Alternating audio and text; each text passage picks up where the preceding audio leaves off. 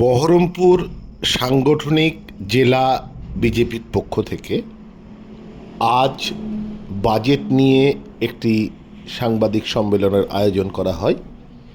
আপনারা এখন দেখছেন সেই বাজেট নিয়ে সাংবাদিক সম্মেলনের ছবি।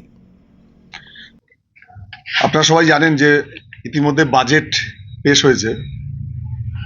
বাজেট পেশের পরে বরাবরই যেটা হয় আর কি, যে বাজেটের বিভিন্ন বিষয়কে আমরা বাজেটে যেরকম পাই সেই রকমভাবে পরিবেশন না করে তাকে বিকৃত করে বিভিন্ন তথ্য, বিশেষ করে এখানকার সরকার টিএমসি, তারা তাদের মতো করে পরিবেশন করে।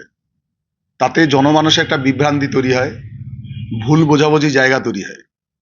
সেই কারণে আমরা এইবারের বাজেটে গোটা ভারতবর্ষের জন্য যা হয়েছে, পশ্চিমবঙ্গের জন্য কি হয়েছে, সেটা সুনির্দিষ্টভাবে আমরা পরিষ্কারভাবে তুলে ধরতে চাই। সেই জন্য আমরা আজকে মিলিত হচ্ছি আপনাদের সঙ্গে।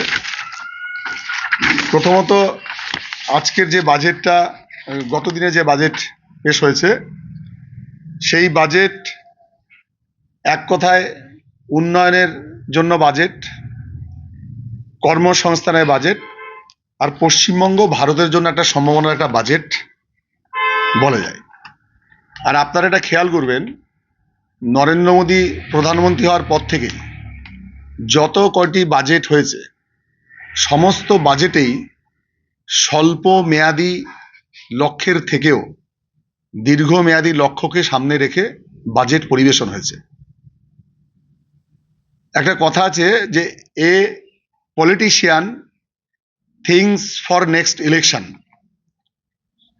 But A Statesman things for next generation. Narendra Modi আসার পর সবসময় নেক্সট জেনারেশনের কথা ভেবেই বাজেট হয়েছে।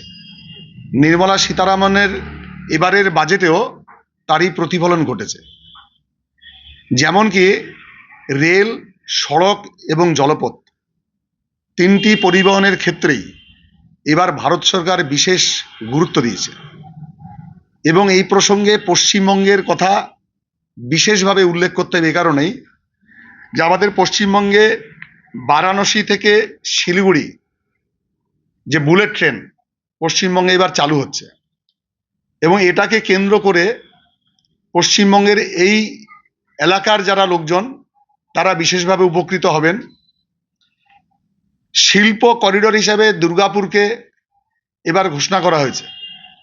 দুর্গাপুরকে কেন্দ্র করে দুর্গাপুরের যে পার্শ্ববর্তী জেলাগুলো আছে, পার্শ্ববর্তী যে রাজ্য ঝাড়খণ্ড, বিহার এবং আমাদের যে পূর্ব ক্ষেত্র ভারতের, এই অপশানগুলো খুলে যাবে। অর্থাৎ দুর্গাপুরকে কেন্দ্র করে এই বিস্তীর্ণ এলাকার এরপরে শিল্প যে সামনের দিনের যে আগমন, সেটা আমরা লক্ষ্য করতে থাকব। আর এইগুলো এমনই যে আজকে ঘোষণা হয়ে গেলে আজকেই বোঝা হবে এরকম নয়, এটা সামনের দিনে এই পরিবর্তনগুলো আসবে। আমাদের যে সুরাট থেকে ডানকুনি সুরাট ফ্রেট করিডোর, এর বিহার, ছত্তিশগড়, মহারাষ্ট্র হয়ে গুজরাটের সুরাট পৌঁছাবে। তো তার ফলে এই পরিকাঠামো নির্মাণের জন্য যে লক্ষ্য নিয়ে সরকার বাজেট করেছে, তার প্রতিফলন সামনের দিনে পশ্চিমবঙ্গের মানুষের মধ্যে পড়বে। সামনে নির্বাচন, তাই কি পশ্চিমবঙ্গের দিশাহীন বাজেট না বলেনি, ও দিশাহীন তো বিরোধীদের কাজ সেটাই বলা, ওরা সেটাই বলবে, আর আমাদের কাজ হচ্ছে যেটা সেটা বলা। এর বাইরে আমাদের জলপথের কথা বলছিলাম, যে হুগলি নদীকে বেছে নেওয়া হয়েছে জলপথের একটা অন্যতম মাধ্যম হিসাবে। তো তার ফলে রেলপথ, জলপথ এবং সড়ক পথ, তিনটে পথের মাধ্যমেই সামনের দিনে পশ্চিমবঙ্গে আমরা এগুলো দেখতে থাকবো। আর যেটা বিরোধীরা বলছে, এবারে পশ্চিমবঙ্গের জন্য শুধু নয়, প্রতিটি রাজ্যের জন্য 1,40,000 টাকা বিভিন্ন গরিব উন্নয়ন জনকল্যাণ খাতে কেন্দ্র বরাদ্দ করেছে, এবং এর উপকার বিভিন্নভাবে মানুষ পাবে। পশ্চিমবঙ্গে যত প্রকল্প চলে তার জন্য পশ্চিমবঙ্গ সরকারের জন্য শুধু নয়, গোটা ভারতবর্ষের সব সরকারের জন্য।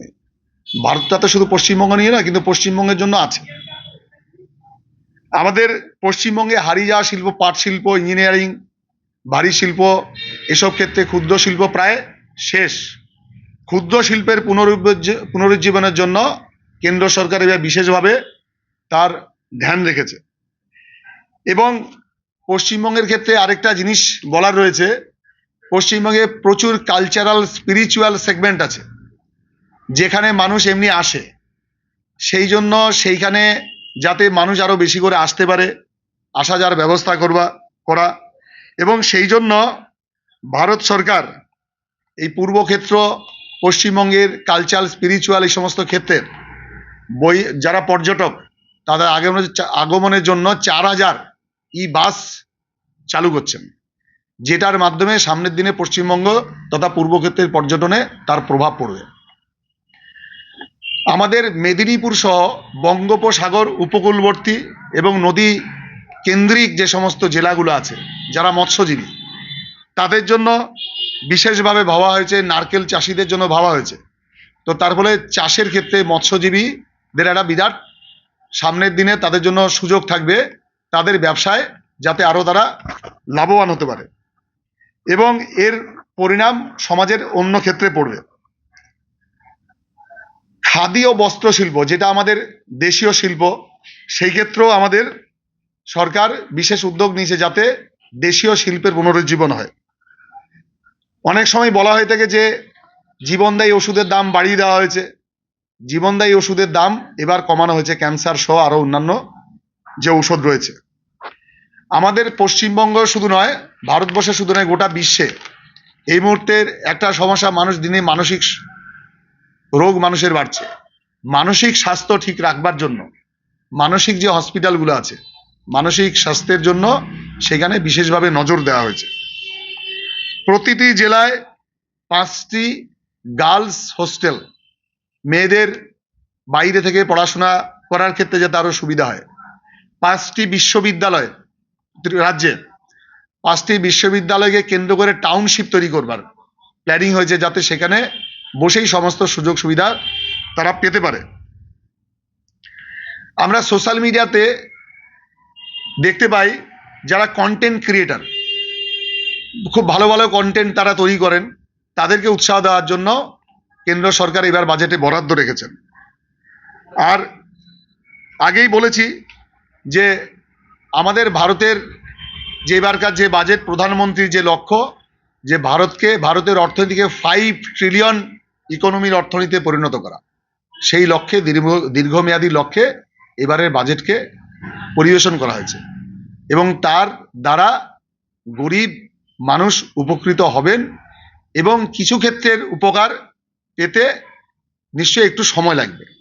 আর কিছু উপকার আমরা চটজলদি তখনই পাই, কিন্তু ইনফ্রাস্ট্রাকচার ক্ষেত্রে যে বিনিয়োগ, সেই বিনিয়োগের পরিণাম নিশ্চয়ই পশ্চিমবঙ্গের মানুষ সামনে দেখতে পাবে। কি বল